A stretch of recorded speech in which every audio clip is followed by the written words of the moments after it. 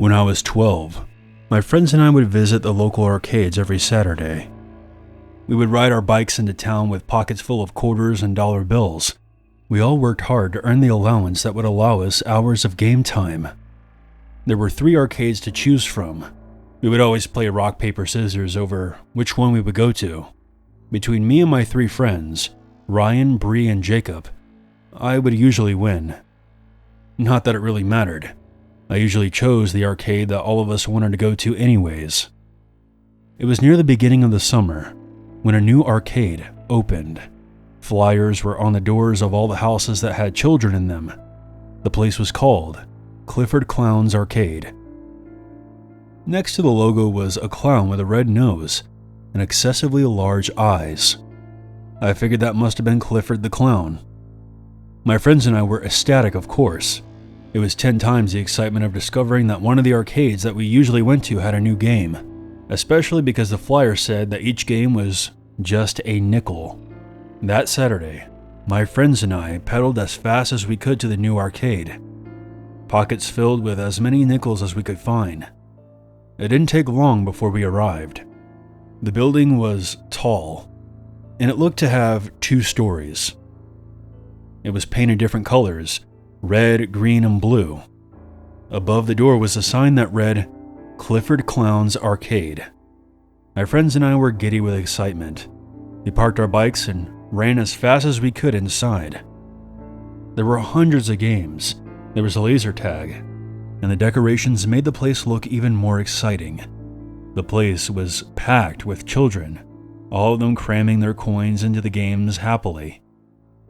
There was also a room that led to the upstairs, but that was off limits. There was an employees only sign on it. Not that anyone noticed or cared. There were also these odd-looking mascots walking around.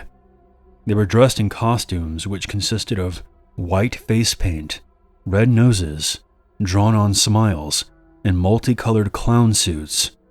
They called themselves Clifford Clown's Friends. They looked weird to me, but some of the other kids wanted hugs and autographs from them. They all happily obliged and handed out pens with Clifford Clown's face on it to anyone who wanted one. Something about them just seemed off to me. I told my friends, and while Bree did agree with me, Ryan and Jacob didn't seem to care. Bree and I decided just to ignore the clowns and play the games. That's why we were there after all. And besides, they were extremely fun. Some of them I hadn't even seen before. After a few hours of being there, the clowns made an announcement that Clifford Clown was going to visit. Everyone cheered. And as soon as he made his appearance, the kids went crazy. Bree and I kept our distance from him, but Ryan and Jacob joined the crowd. Clifford Clown didn't seem to acknowledge the other clowns. He was short and wore a mask that resembled the cartoon clown on the flyer. The mask looked old and faded, and he never spoke. This made me nervous, but still I ignored it and kept playing the games. About an hour later, my friends and I ran out of coins. Bree and I wanted to leave, but Ryan and Jacob didn't. I made some excuse about how my mom wanted me home for dinner, and I was eventually able to get Jacob to agree that it was time to go. Ryan, however, wanted to stay longer. We told him that was fine, but he would be riding his bike home by himself, a decision that I still regret. The following day, we got the news that Ryan still hadn't come home. His mother called mine in the hopes that he would be there. A few days later, the cops had to come and question me, as they had done with my other 2 friends. I told them that we had left Ryan there because he didn't want to leave.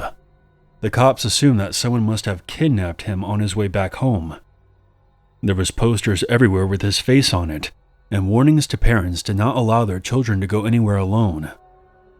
It was only a few days later when another kid went missing, and then another. By that point, the entire town was shook. I was worried about Ryan. but I knew that there was nothing that I could do about it. When Saturday rolled around, my mom was reluctant to let me go to the arcade, especially since Ryan was still missing. I told her that I would be with my friends and that we would be together the entire time. She gave in and let me go, but told me that I had to be home by 4. I agreed, and soon my friends and I were all on our bikes. Jacob had won rock, paper, scissors that day and decided that he wanted to go to Clifford Clown's arcade. Bree and I did not want to go there, but he had won, so we didn't have a choice. We dashed into the arcade and quickly started playing the games. It was a while before Clifford the Clown made an appearance. It was different from last time, though. He seemed slightly taller, and his costume was new. The mask he wore didn't look old and faded anymore. It almost looked new. Again, I ignored him and continued playing the games.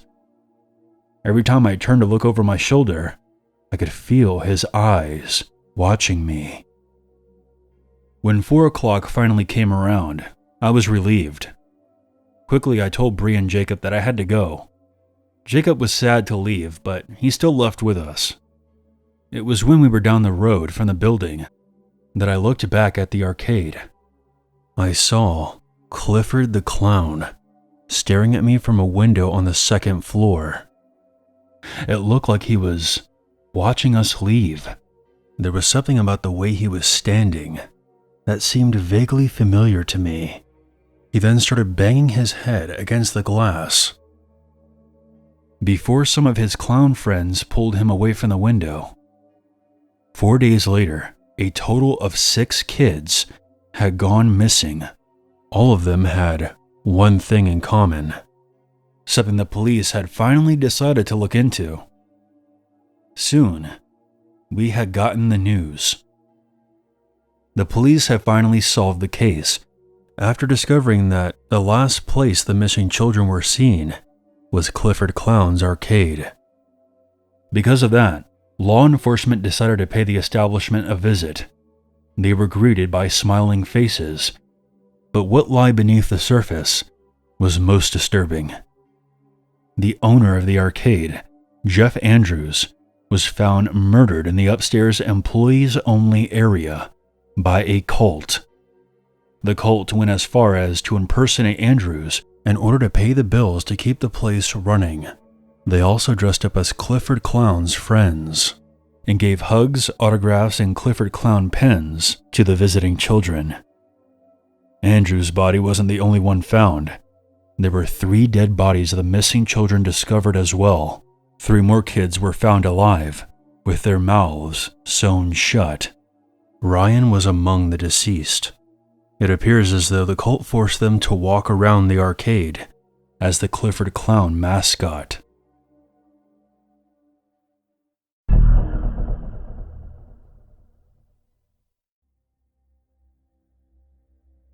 This happened when I was 10. My mother left me in one of those arcade shops in a mall while she went shopping for groceries. When I first got there, I started playing the games I usually would go for. After a while, I decided that I wanted to play Dance Dance Revolution, and I approached one of the employees and asked for help.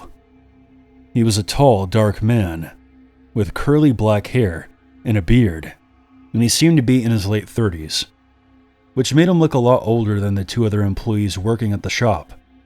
Of course, since I was just a child, I didn't care about such details. He acted very friendly and was helpful at first. He obliged and taught me, and watched me closely as I danced through the game. I didn't mind at first, because I thought he was trying to make sure I could manage the game by myself before tending to another customer. However, several songs later, he was still standing beside the game screen, watching me. I don't know exactly how to describe his stares, but they made me feel unpleasant and uncomfortable. It got so bad that I could no longer concentrate on the game, and eventually stopped playing. Just remembering the way he was looking at me still sends shivers down my spine.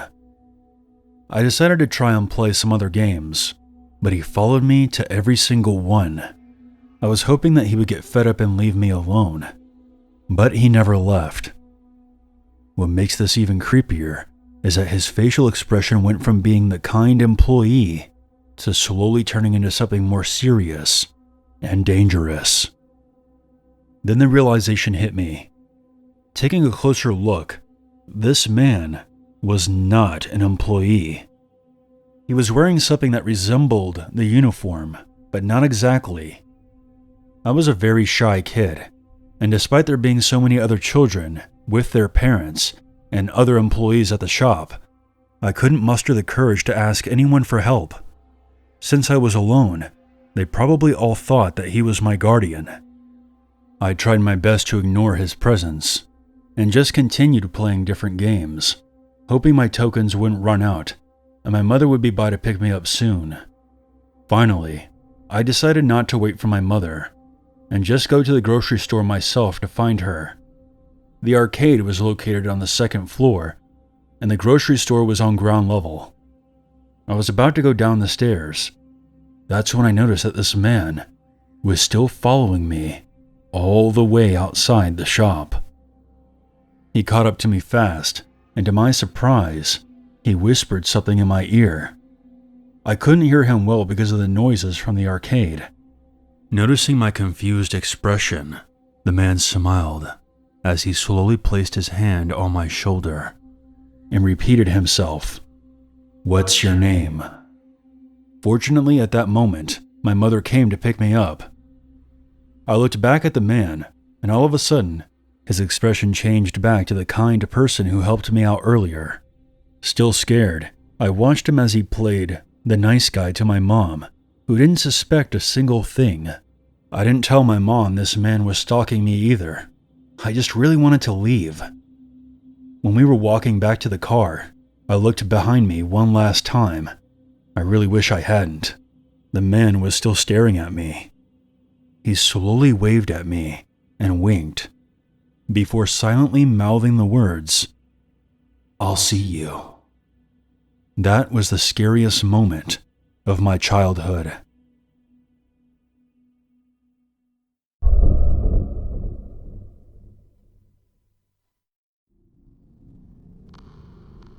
This happened years ago, when I was about 8 and my older brother was 10.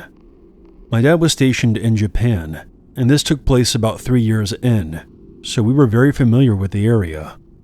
So that no one thinks badly of my mother, who is amazing, crime and harm to children in particular was punished with incredible severity, so it was normally very safe to be out by ourselves. We decided to walk the 5 blocks off base to our favorite arcade, which was about 20 floors up.